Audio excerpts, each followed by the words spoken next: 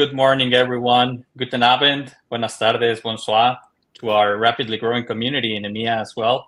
And welcome to today's inService podcast. My name is Gerardo Pelayo. I'm the Vice President of Research and Advisory at Service Council. And I'm really glad that you're joining us today. Our topic is empowering field workers with video AI. And I'm happy to share the stage today with Kapil Singhal. He's the Chief Executive Officer of Vyntelligence. We'll get to know him in just a second. But thanks for joining, Kapil. Thank you. Before we get into the conversation, let me motivate this a little bit on why I think this is such an important topic. Because a general trend that we've been seeing this year is as we get more possibilities, more data, more noise to some extent than ever before, it's very easy to get trapped in inertia and continue to do things as we've always done, even though the mechanics and the challenges and the experiences that the customers are expecting have changed, that the frontline requires have changed. So all these possibilities are an opportunity, in fact, to be smart about where to challenge inertia in the places that matter and that can make us feel better. And the data tells us that there is an area of opportunity. One of the points there that is most telling for me is how the frontline perceives the availability of data that they have in order to be successful at their job. Field service engineers, for example, are 7 times more likely to say they have too much data rather than not having enough. They're getting overwhelmed by the amount of knowledge that exists. And the number one go-to action when they get stuck on the job continues to be calling a colleague, which tells us about that suboptimal experience. When we look at the remote support, it's the opposite. And we hear more often than not 4 times as many that they do not have enough data to solve the problems. And we ask the question, well, is it that the data doesn't exist, or is it just too hard to find the mechanisms through which we consume it are not the best ones? So as we reimagine and rethink what can we do in order to improve this experience, what would be the outcomes that we can achieve, then this topic of what is the role that video AI has in empowering the employees becomes relevant. And very quick housekeeping as we get into it. Reminder that today's session is going to be recorded, so available in anywhere that you listen to your podcast, and that this is an interactive session. So we do invite the audience to participate. Kapil has been kind enough to say he's going to think on his feed as the questions and comments come in. So encouraging you to participate. But without further ado, Kapil, I've done a long introduction of the topic, and I've had a chance to interact, get to know you a little bit better. But some of the community might not know you yet. So can you provide us an introduction of yourself and Vyntelligence as well? Thank you, Gerardo. First of all, great to be here. My name is Kapil. I studied electrical engineering and computer science. I had the fortune of working in the field very early in my life, building mobile networks. So I actually got the chance to get my hands dirty. From there, I built a startup backed by Intel. And these were early days in 2000s when this device was looking very different, what used to be a very different device. And we were trying to build mobile applications as early as 2000, 2001. You'll see a theme here. And then I worked for a company backed by General Motors and Hughes Electronics to set up their software operations in Europe. That business scaled from about 0 to 2,500 people in about 6 to 7 years. Got sold to KKR. I did multiple roles, building practices, running global sales. That's also a place where I found my co-founder, Artie, and we started this business called Vyntelligence in 2013. And that's a good segue to kind of also introduce Vyntelligence as a business, where fundamentally we were looking to change the way people work in the field, because we were looking to find better ways of capturing data, better ways of bringing insights between the field workers and people working in the offices. And that's where we brought to life the idea of what if people can make short videos using the mobile phone to capture what they are about to do or what they have done instead of filling in forms and taking photographs. So more about intelligence later, but that's kind of where uh, that's about a bit about me and about the company, and I'll be happy to share more, of course, in the day to day. Yeah, so actually, if I could double click a little bit more on that, how is it that you interact with your customers when you talk about the service that you provide to them, and you brought up the video? How does that relationship work? So, first principles, we focus on making life super simple for field workers. That's the fundamental premise with which we work. Many companies would start on the desktop side of the world where it's all about analytics and it's all about dashboards and reports for the management. We chose to really focus on the field worker, look at what they care for, and really simplify their work life so that they can spend more time with their health, with their friends, with their family. So that's where the business started. That's the core purpose of the business.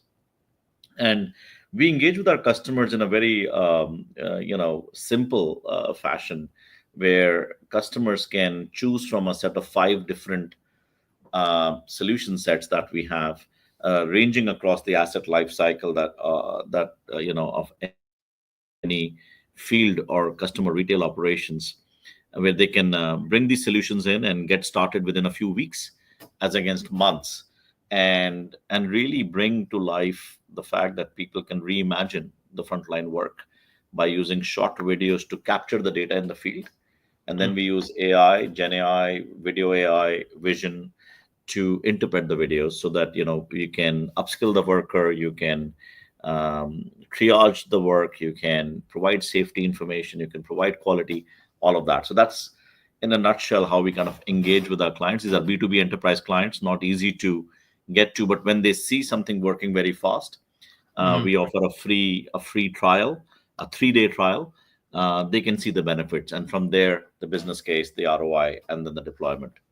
Got it. Got it. Thank you for that detail. And we'll get into some of those use cases in a second. But one of the themes that we'll be covering in the symposium this year, by the way, September 8th through the 10th, we'll be in Chicago for our Smarter Services Executive Symposium once again. But one of the sessions is going to be about moving from what is possible from a technological perspective to what is relevant. And not just because we can do something doesn't automatically mean that we should and that it's going to add value. And we do see that there's an opportunity. We conduct a lot of research around the voice of the frontline. And in our voice of the field service engineer, 83% of respondents said that the knowledge required to service the products is changing and that more technology is needed than before in order to be successful at their job. 77% say that the expectations from both customers and management are increasing as well. And where we see the dissonance is that less than half of those technicians, 48%, agree that the data entry process has become less time consuming. So there is a gap, there is a problem to address. And what I would like to know from you, Kapil, is why did you choose video and short videos in particular as the right vehicle in reimagining this simplification of work? Yep. No, great question. Just to set the context, we are now operating in about 20 plus countries across hundreds and billions of dollars of assets being deployed on this platform. And this spurge of customers and users came just in the last 3 or 4 years. Now, why is this important? This is important because we have electricity customers, water companies, gas companies, telecom companies, retail companies, 200 plus contractor firms, even end consumers sharing short videos to collaborate to get the work done faster. And back to your data points, um, because we see that gap in the market where people are either inundated with applications or they don't have what I call a very natural interface to work. See, field workers, frontline workers, even you and me today are using this device, right? We are very Mhm. visual and verbal. We go, we see a job, we look at it, and we will complete a job. So instead of giving people a checklist and a form to fill in and then take photos, which is very it's not natural, right? You're expecting people to type. When I have fat fingers, I used to struggle to type when I was doing network integrations. You want to give them something very natural, like they can show and they can talk. That's what comes naturally to people, right? So short videos kind of provide that interface. There's a big red button, you play record, and you describe a job, or you monitor a job, or you're completing a proof of work or job. So video per se is a very simplest, easy interface. Number one, going back to first principles, we want to make it simple. Number two, video is also very rich data, right? It's got vision, it's got speech, it's got context, it's got site information, it's got asset information, it's got quality information, safety information. It's then a computer science and an AI problem to interpret that video, right? But at the heart of it, it's a very rich data. Thirdly, people collaborate on videos, right? People, when they meet each other, or when you can show somebody, when you can talk about it, you can start to create real collaboration. So imagine a remote expert sitting somewhere in the US, and there's a site admin.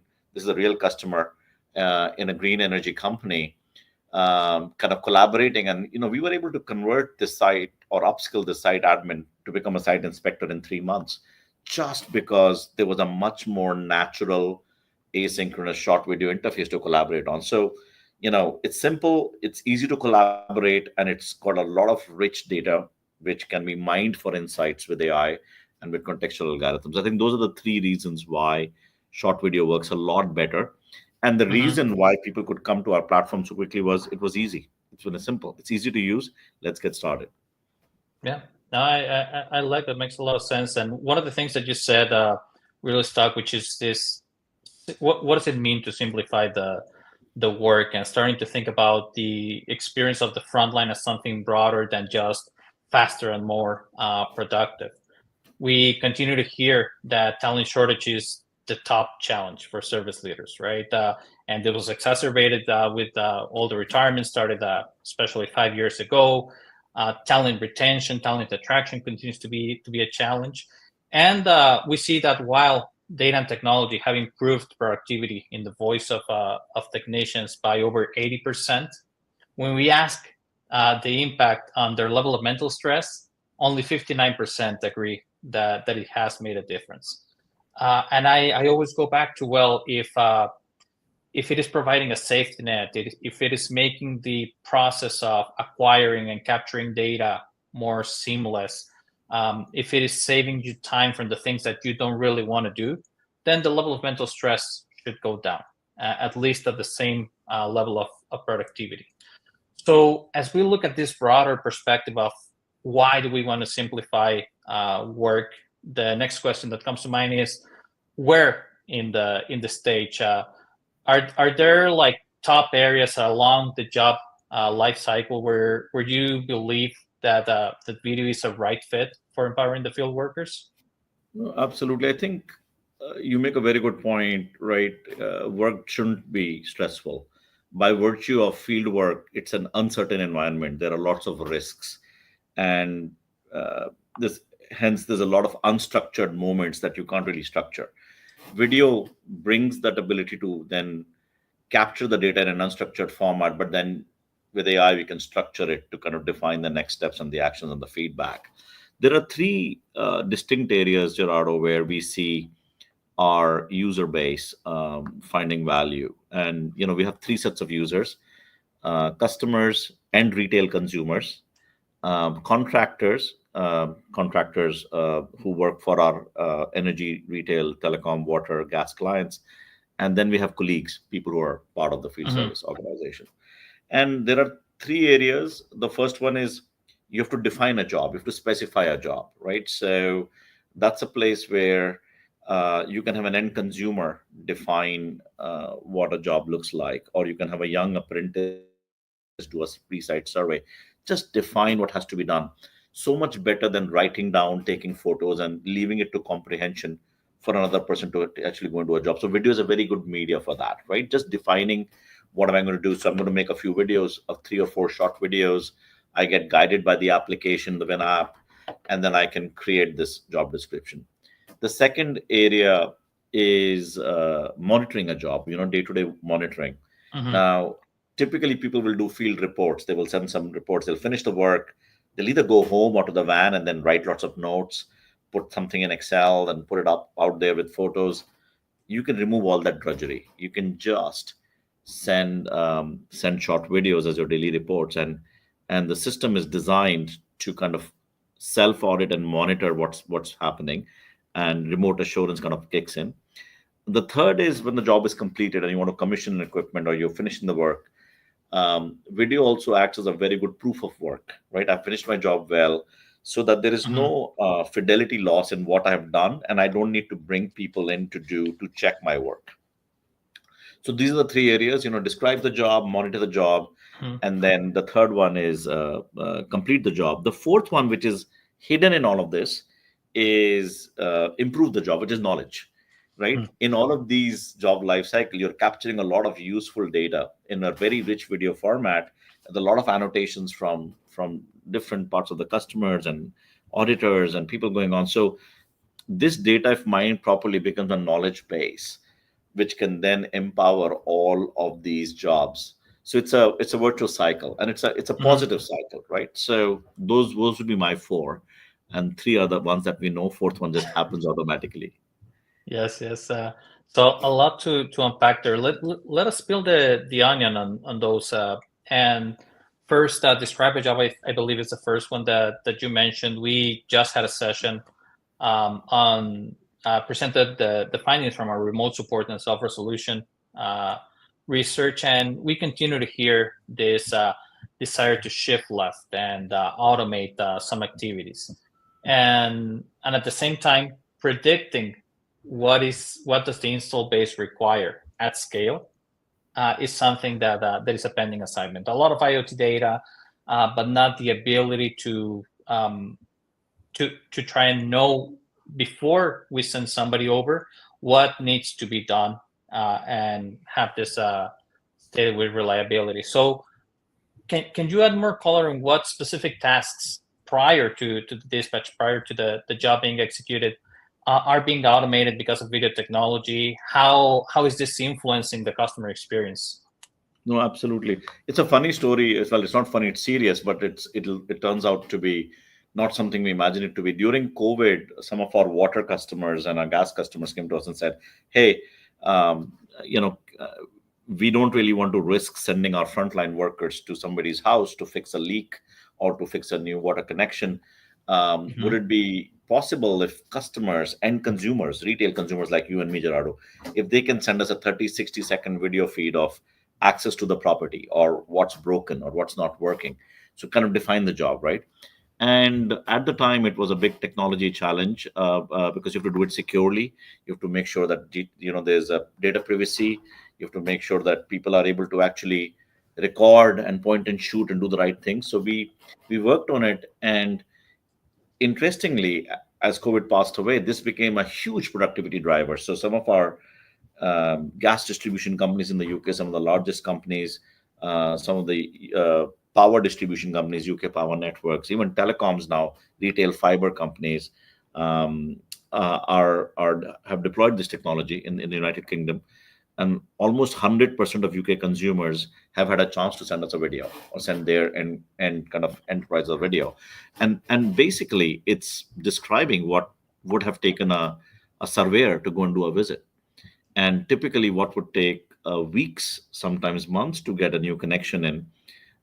You can basically now you've saved a surveyor visit. The system automatically predicts the complexity of the work and suggests the next steps in the triage, and it comes in very handy to schedule the right work, so you can get more accurate quotations on the back Hmm. of that video, and you can also make sure that the right person goes to the site, right? So you also start to impact the downstream of repeat visits not happening. You turn up at a site and you don't know what to expect, and you go back, right? But now that all that is taken away, just with a very simple shift left, as you described it. So we have many examples. My favorite one is there was this elderly gentleman in the west of England, and this is before peak winter, requesting a gas connection from Wales and West, the gas utilities, and they said it'll be about 6 to 8 weeks or 10 weeks.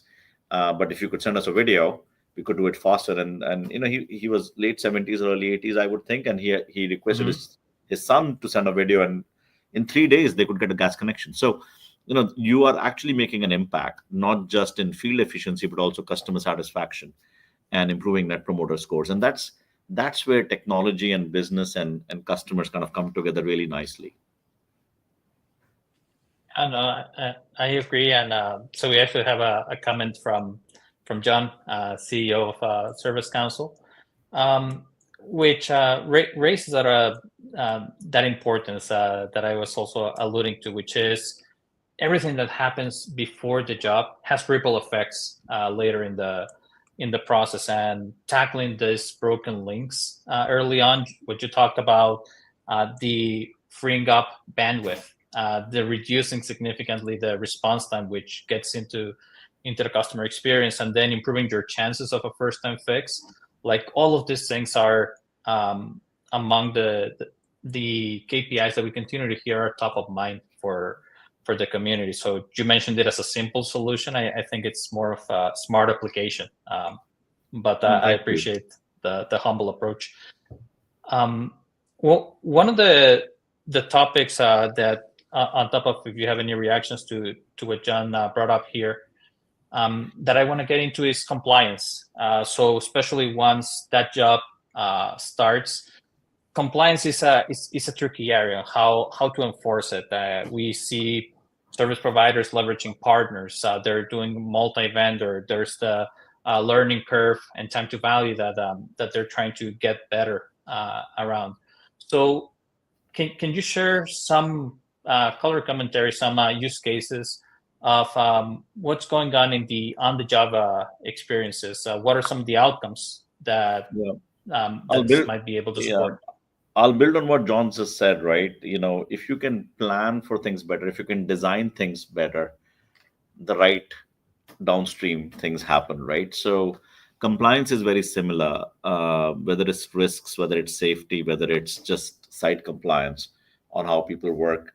The best example I would give is, everywhere in the world, somebody's digging a road to either lay a new cable, a new pipe, repair a leak, or Hmm. repair an upgrade. I think US is spending $200+ billion on gas replacements, fiber. So it's going to happen everywhere, right? Now these crews go out every day, and they're doing their work. They're putting things into place. They have to manage traffic. They have to manage people. They have to manage safety. They have to make sure that assets have to kind of be laid properly. There's lots going on.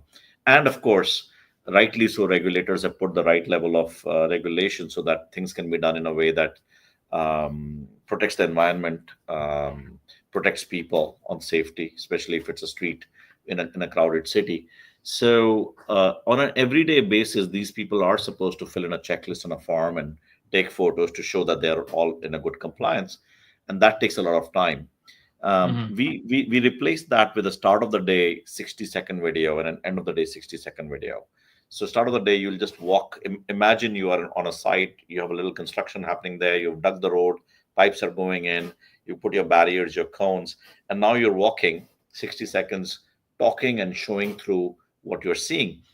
And the beauty is that the AI and the video analytics, about 40 different analyzers will jump on this video and start to annotate and suggest if there's a permit board missing, if it's a non-smoking sign missing, if the spacing between the cones and the trench is the right one or not. And that's the lay of the land. That's the degree of sophistication that we have. And this creates a proactive, positive reinforcement even before a supervisor or an auditor has come and checked. The system Hmm. will nudge the user to say, hey, have you thought about this, or have you checked that? We didn't design the system to give like a stick approach. It's a positive reinforcement.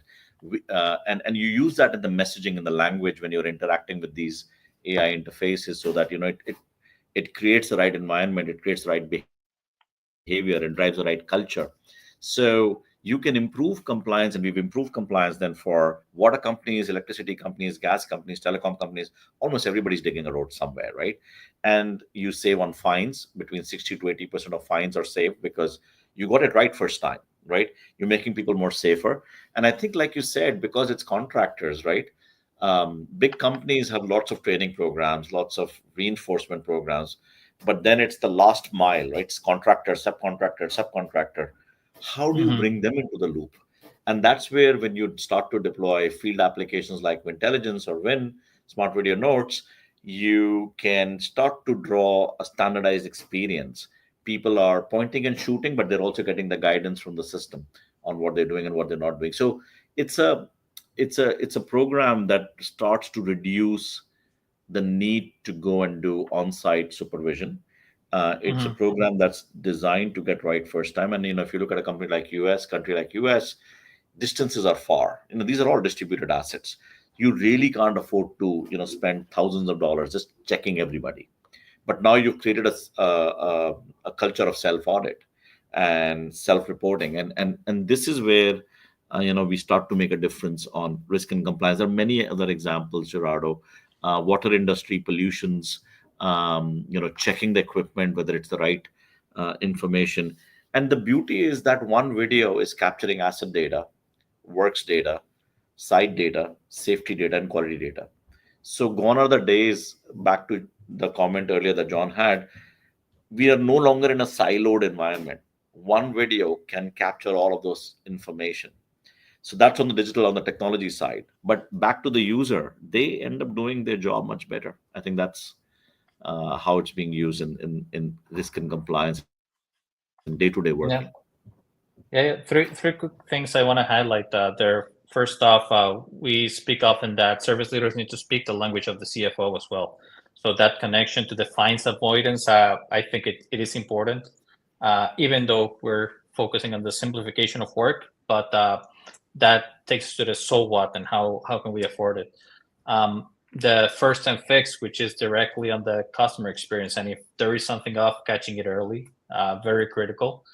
And the last piece, I have a follow up on that, which is you talked how the way in which this data is getting captured. And when we ask what are the friction points for technicians, number one continues to be the amount of time that they spend on paperwork, digital, most of it, paperwork and administrative tasks. 52% of the time on average is what they report spending.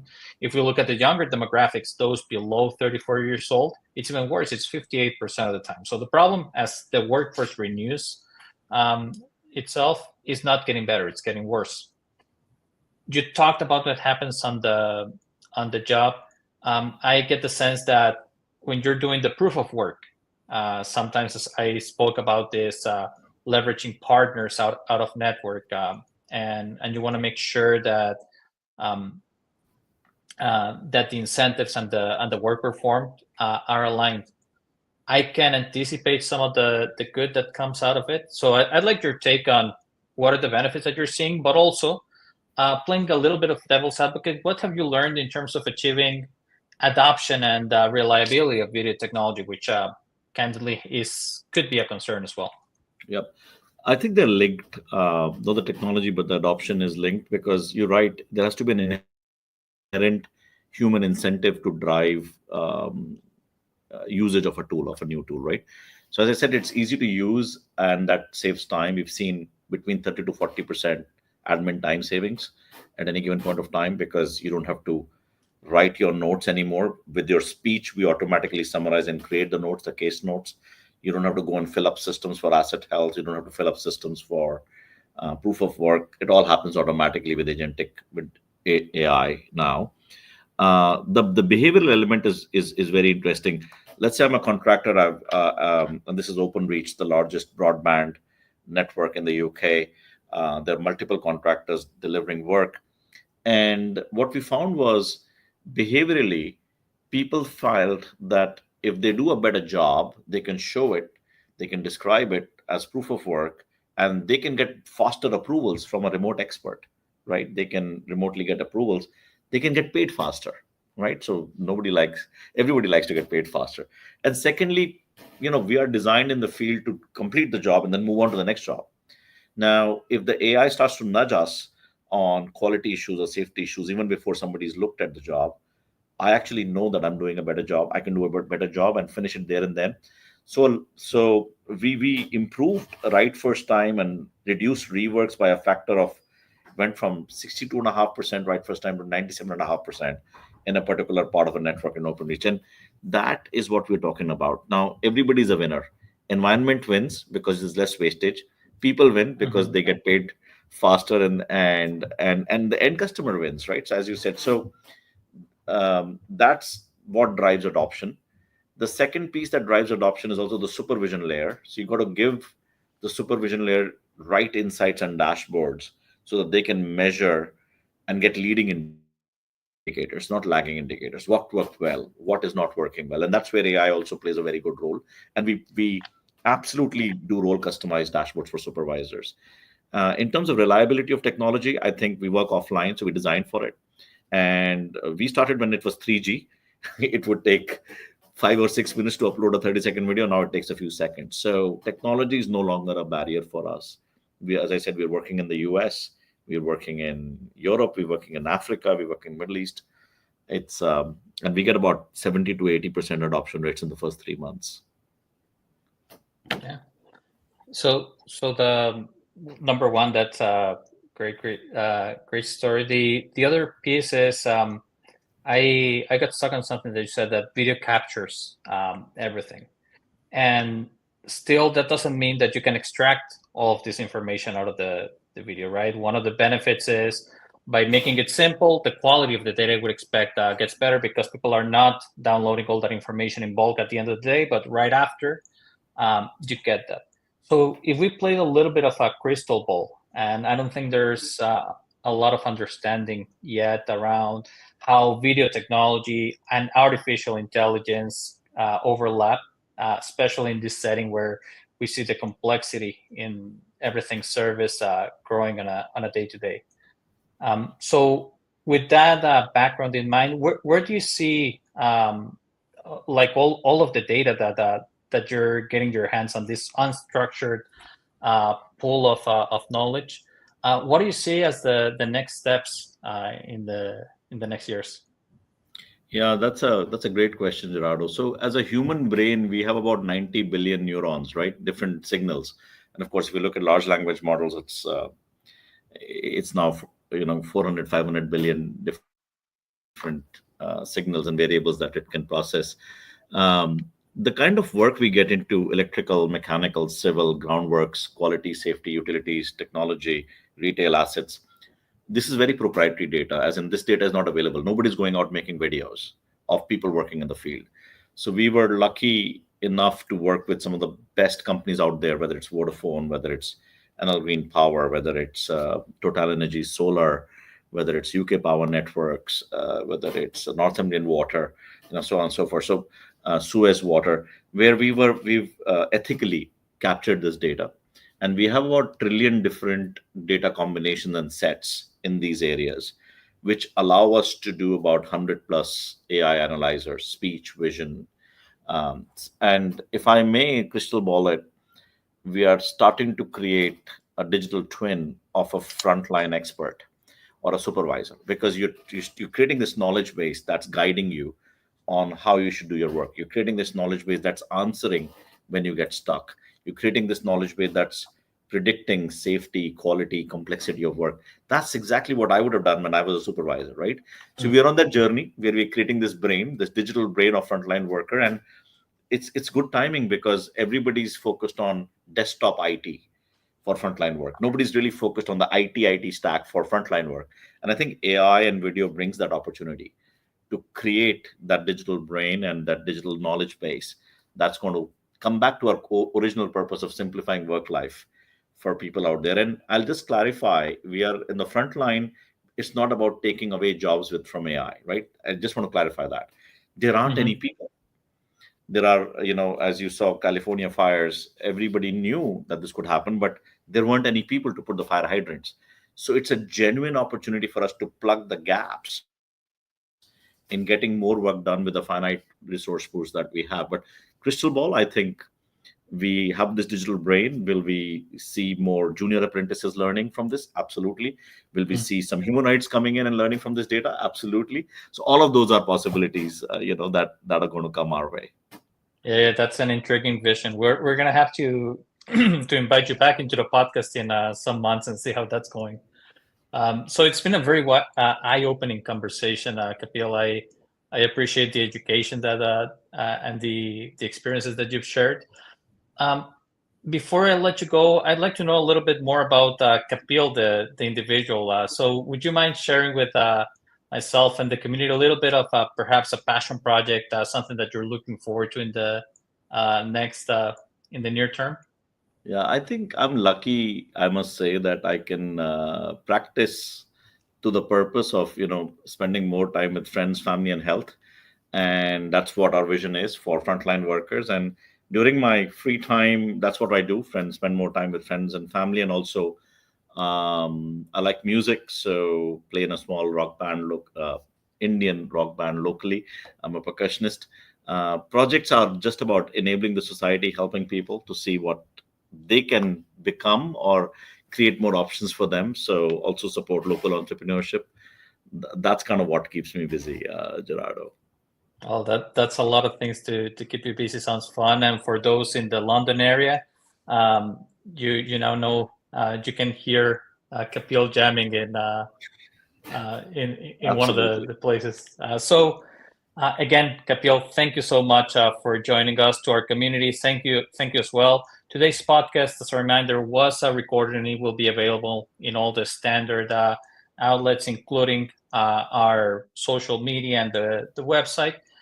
Thank you once again for joining. We'll see you again in a couple of weeks, and have a great rest of the week. Thank you, Gerardo.